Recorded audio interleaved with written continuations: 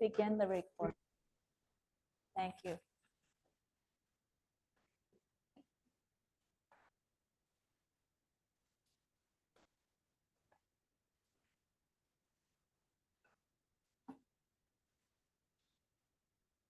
This morning, I would like to begin by telling you a story I read in one of Martin Laird's books.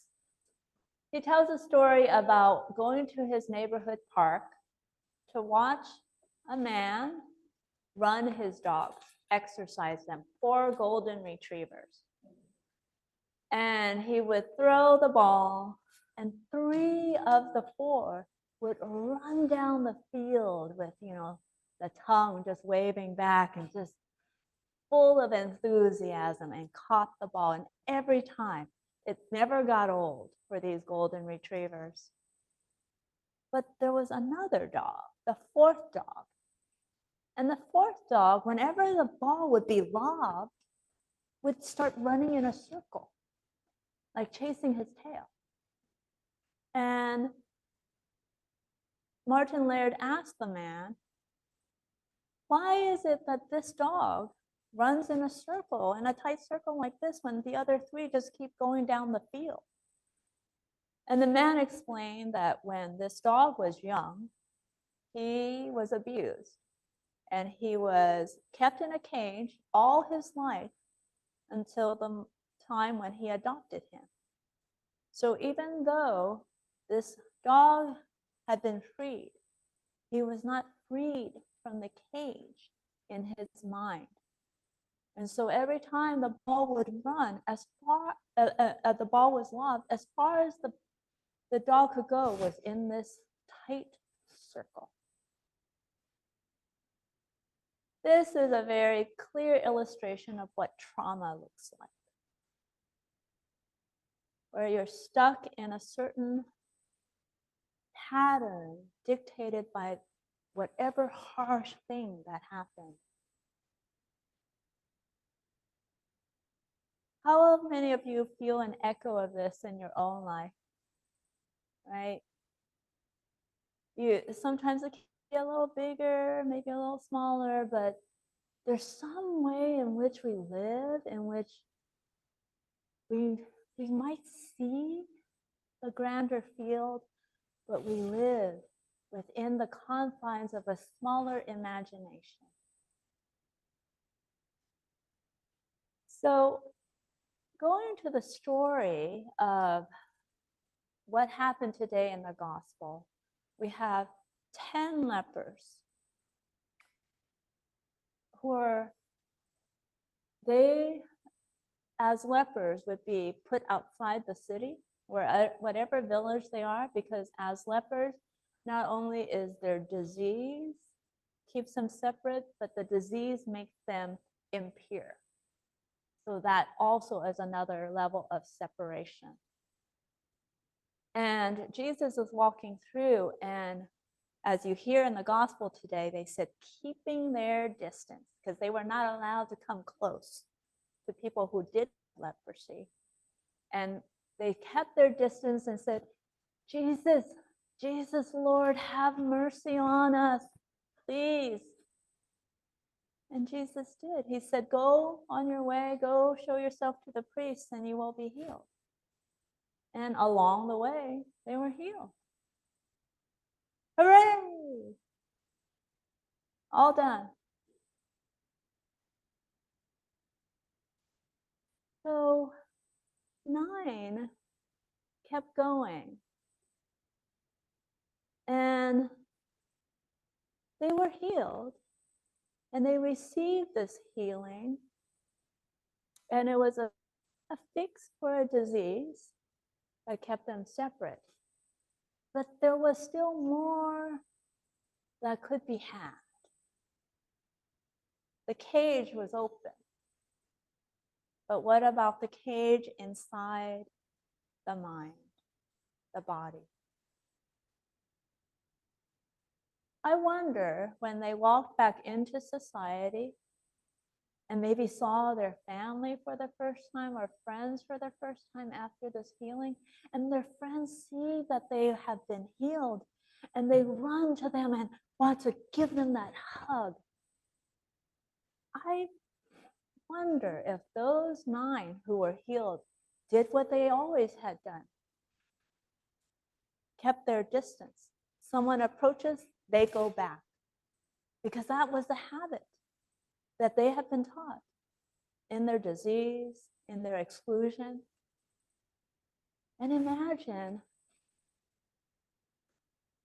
that as they struggled being back in society, how they would realize there was still something else that wasn't fixed, that wasn't healed.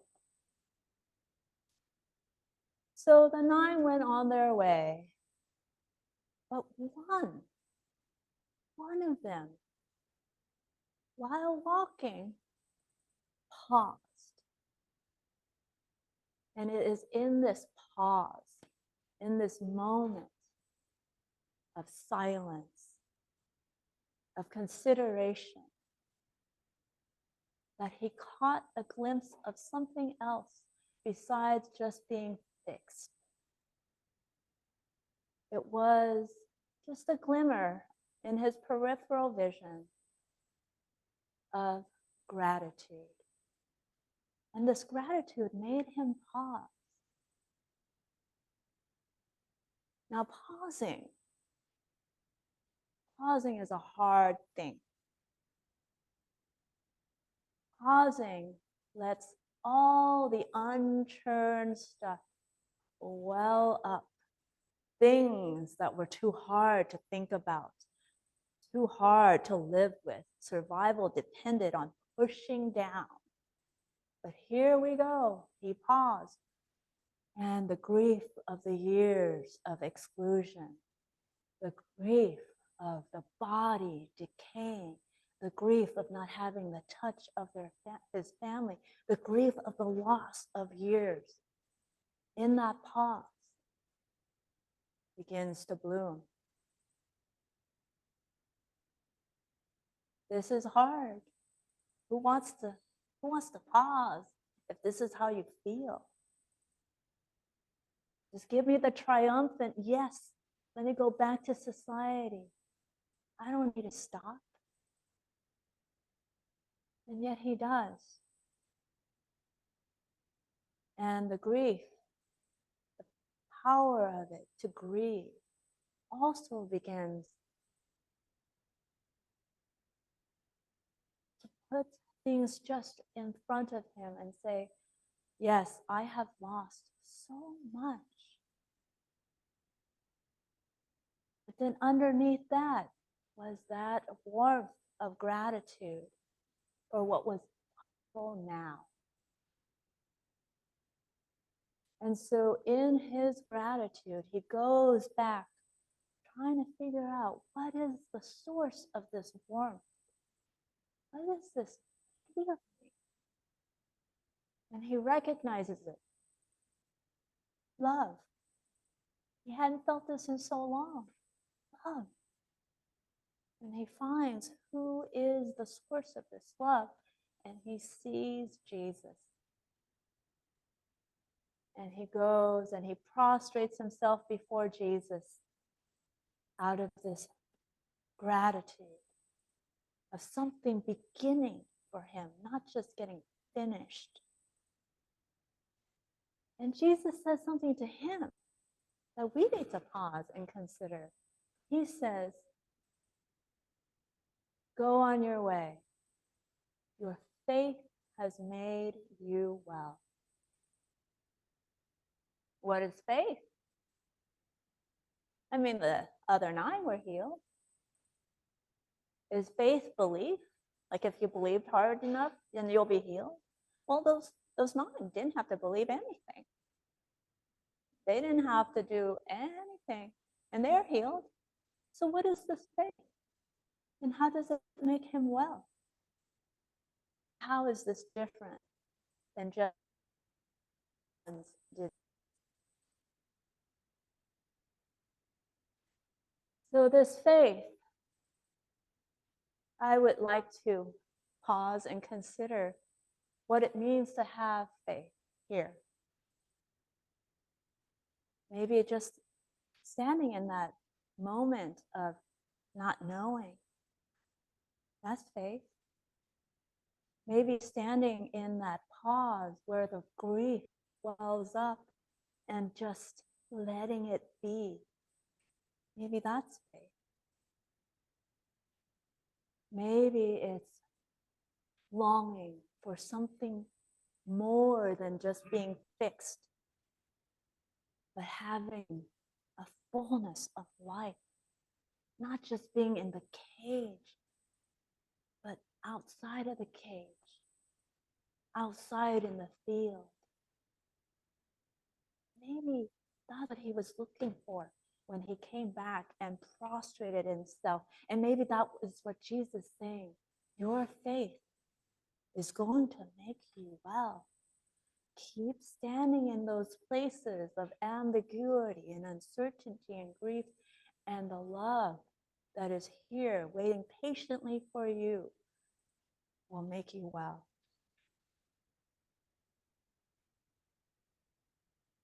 We all have this cage. If you've lived a minute, you have a little cage or a big cage, you know.